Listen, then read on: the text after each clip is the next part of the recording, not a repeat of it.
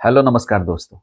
British East India company के अन्यायपूर्ण शासन के खिलाफ भारत में हुआ एक बड़ा विद्रोह 1857 की क्रांति, जिसे भारत का पहला स्वतंत्रता संग्राम भी कहा जाता है।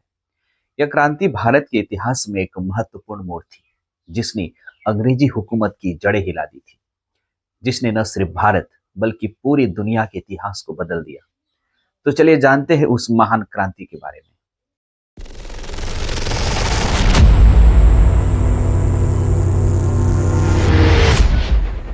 अंग्रेजों ने छल और कपट से भारत में अपना साम्राज्य स्थापित किया था। उनकी नीतियां और अत्याचारों से भारतीयों के मन में असंतोष और गुस्सा बढ़ता जा रहा था। 1857 की क्रांति ने भारत की आजादी की नींव रखी और इसे स्वतंत्रता का प्रथम संग्राम भी कहा जाता है।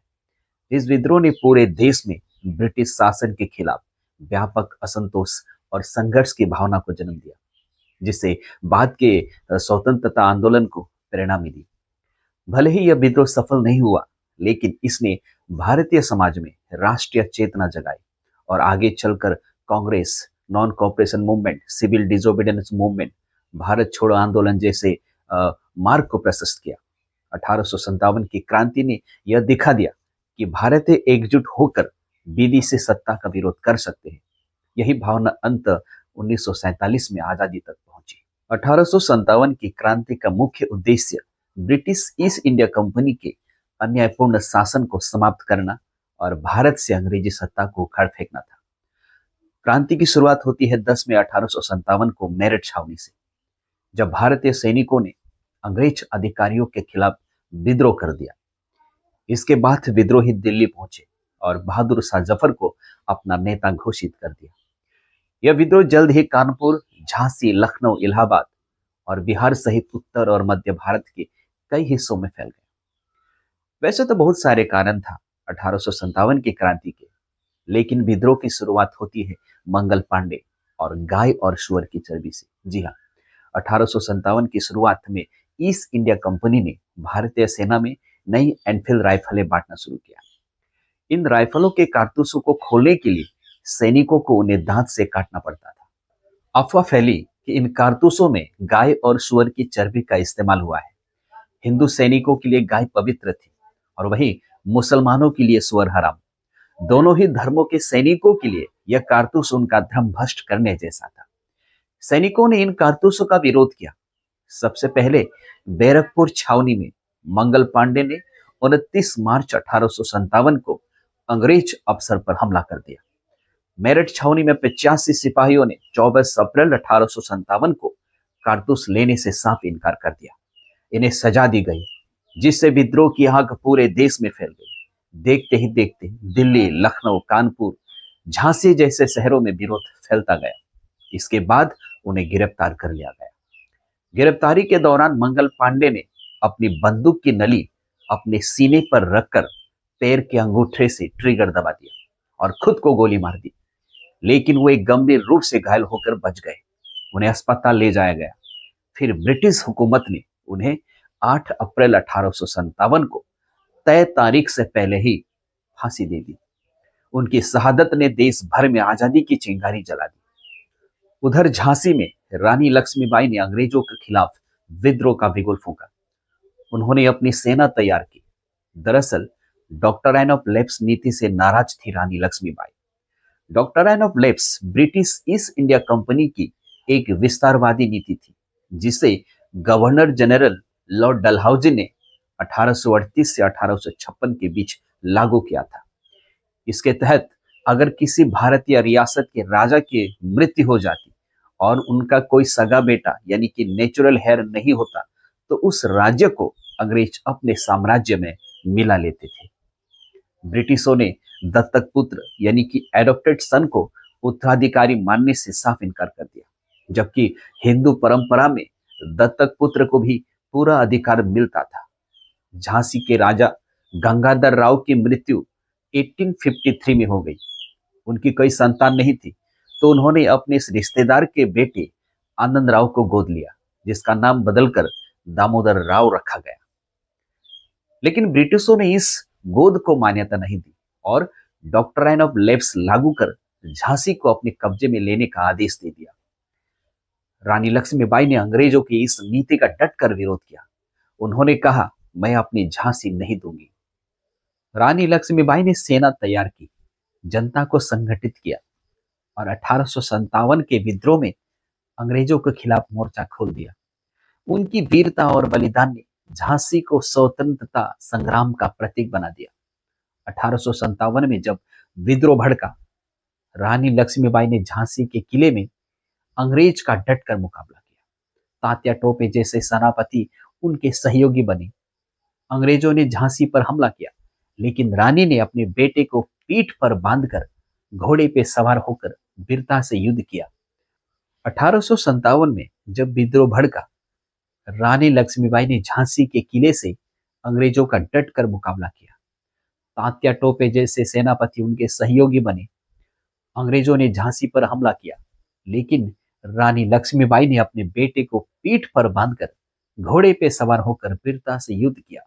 अंत में 18 जून 1858 को ग्वालियर के पास लड़ते हुए रानी लक्ष्मीबाई ने वीरगति को प्राप्त हुई। दूसरी ओर किसानों की आर्थिक स्थिति भी थी क्रांति के कारण, यानी उस दौर के भारतीय किसान अनेक आर्थिक समस्याओं से जूझ रहे थे और इसी कारण से वे विद्रोह में शामिल हुए। 1857 के समय भारत के किसान बहुत ही खराब आर्थिक हालत में थे। अंग्रेजों की नई राजस्व नीतियां और जमींदारी सिस्टम ने किसानों पर भारी बोझ डाल दिया था। किसानों से जबरदस्त टैक्स वसूला जाता था और लगान की दरें लगातार बढ़ती जा रही थी। अगर कोई किसान समय पर टैक्स नहीं दे पाता तो उसकी जमीन छीन ली जाती थी। महाजन और साहूकारों से कर्ज लेना मजबूरी थी, लेकिन ब्याज बहुत ज्यादा था, जिससे किसान कर्ज के जाल में फंसते चले गए। अंग्रेजी सरकार की नीतियों के कारण किसानों को अपनी उपज का सही दाम नहीं मिल पाता था और कई बार उन्हें अपनी जमीन पर अपनी मर्जी की फसल उगाने की आजादी भी नहीं थी। इन सब कारणों से किसान आर्थिक रूप से टूट चुके थे और उनका शोषण लगातार बढ़ रहा था। यही आर्थिक शोषण 1857 के विद्रोह में किसान की भागीदारी का सबसे बड़ा कारण बना। 1857 की क्रांति केवल सैनिक विद्रोह नहीं थी, इसके पीछे कई गहरे सामाजिक कारण भी थे। जैसे भारतीय समाज में अंग्रेजों का हस्तक्षेप। अंग्रेजों ने भारतीय के सामाजिक जीवन में बार बार दखल देना शुरू कर दिया था। उन्होंने सती सिस्टम, बाल विवाह जैसी परंपराओं को खत्म करने के लिए कानून बनाए, जिससे समाज के कुछ वर्गों में असंतोष फैल गया। वेस्टर्न एजुकेशन का प्रसार। अंग्रेजों ने भारतीय शिक्षा व्यवस्था में बदलाव लाकर अंग्रेजी और वेस्टर्न एजुकेशन सिस्टम को बढ़ावा दिया। इससे भारतीय परंपरागत शिक्षा और संस्कृत, फारसी जैसी भाषाओं का महत्व कम हो गया, जिससे समाज के कई वर्ग खुद की अपेक्षा महसूस करने लगे। धार्मिक मामलों में हस्तक्षेप। ईसाई मिशनरी को खुली छूट दी गई, जिससे ईसाई धर्म का प्रचार प्रसार बढ़ा। बहुत से भारतीयों को लगा कि उनकी धार्मिक पहचान खतरे में है। नई राइफल कारतूसों में गाय और सुअर की चर्बी का इस्तेमाल धार्मिक भावनाओं को ठेस पहुंचाने वाला था। सामाजिक भेदभाव और दुर्व्यवहार। अंग्रेजों द्वारा भारतीयों के साथ भेदभावपूर्ण व्यवहार किया जाता था। भारतीयों को नीच समझा जाता, उनके साथ अपमानजनक व्यवहार होता, जिससे समाज में असंतोष बढ़ता गया। लेकिन 1857 का विद्रोह सफल नहीं हो सका।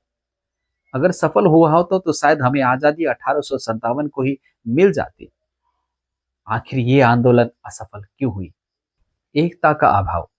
विद्रोह में पूरे भारत की जनता और सभी वर्गों की एकता नहीं थी। दक्षिण भारत, पंजाब, बंगाल और कई बड़े क्षेत्रों में विद्रोह नहीं फैला। इसका कारण है कमजोर नेतृत्व। विद्रोही के पास कोई सशक्त और केंद्रीय नेतृत्व नहीं था। अलग अलग क्षेत्र में अलग अलग नेता थे, जिससे रणनीति बिखरी रही। योजना और विचारधारा की कमी। विद्रोह बिना किसी ठोस योजना और विचारधारा से हुआ। कई अस्पष्ट लक्ष्य का भविष्य की रूपरेखा नहीं थी। अंग्रेजों की तकनीकी और संसाधनों में बढ़त। अंग्रेजों के पास बेहतर हथियार, ट्रेन, टेलीग्राफ और संचार व्यवस्था थी, जिससे वे जल्दी जल्दी सैनिक और सामग्री भेज सकते थे। प्रारंभ समय से पूर्व विद्रोही की तिथि 31 मार्च तय थी, लेकिन मेरठ में 10 मई को ही विद्रोह शुरू हो गया, जिससे बाकी जगह तैयारी पूरी नहीं हो पाई। राजाओं और जमींदारों का समर्थन न मिलना भी एक कारण था। कई भारतीय राजा और जमींदार अंग्रेजों से डरते थे या उनके साथ मिल गए, जिससे विद्रोह को व्यापक समर्थन नहीं मिला। राष्ट्रीय भावना का अभाव, उस समय लोगों में राष्ट्रवाद की भावना कमजोर थी, इसलिए समाज के सभी वर्ग एकजुट नहीं हो पाए। 1857 की क्रांति सिर्फ इतिहास नहीं, बल्कि जिम्मेदारी का एहसास है कि आजादी और देश की रक्षा के लिए हर नागरिक को अपना योगदान देना चाहिए। यही भावना हमारे देश की प्रति जिम्मेदारी को और मजबूत करती है। उम्मीद करता हूँ कि आज का वीडियो आपको पसंद आया होगा। अगर वीडियो अच्छी लगी तो प्लीज मेरे चैनल को लाइक, शेयर एंड सब्सक्राइब करें। बहुत जल्द एक और नई वीडियो के साथ आपसे मुलाकात करेंगे। तब तक के लिए बहुत बहुत धन्यवाद। जय हिंद।